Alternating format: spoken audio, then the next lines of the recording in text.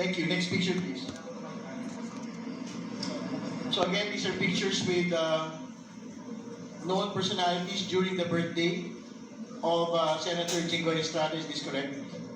To be honest, Your Honor, I do not know when this picture was taken, but I'm just trying to show that Mr. Alcantara, Engineer Henry Alcantara, and Senator Jingo Estrada have met a couple of times. And they appear. What do they appear? Do they appear close? And they appear super close, Your Honor. All right. Thank you. Please proceed. Next picture, please.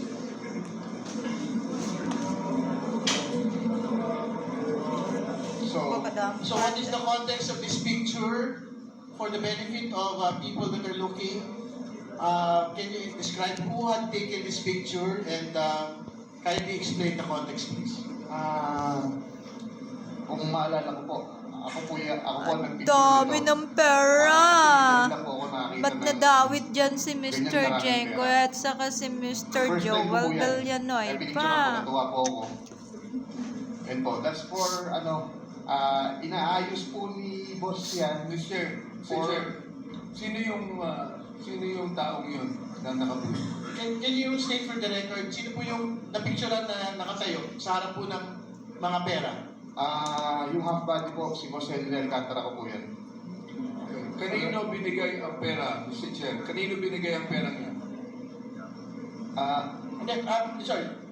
Sige, pakikwento po muna yung what is the context of this picture? Yan po, ang context po niyan is, kung makikita niyo po, magkakahiwalay po yung pera.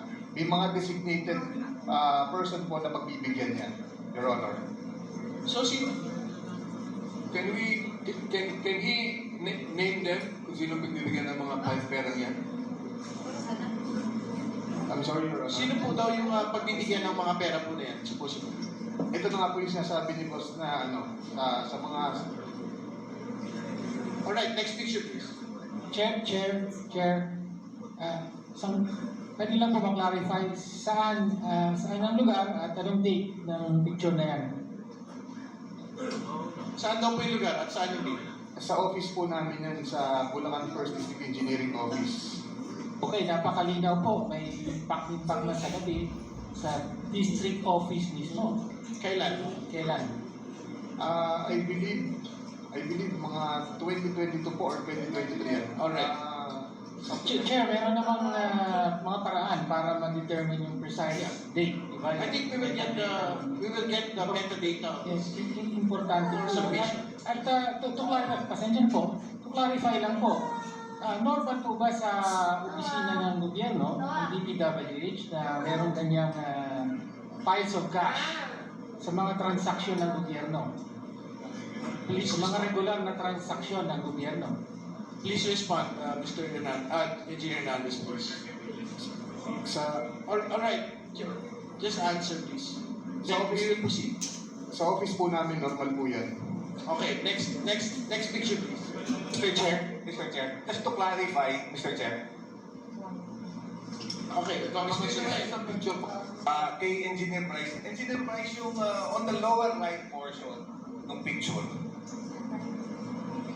Can we go back? Pakibalik daw po. Yan, may papel, yung bond paper. Opo. Yung bond paper sa may nakasulat yan. Ano yan?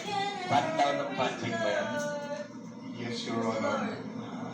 Mr. Chair, mayroon akong tanong kanina.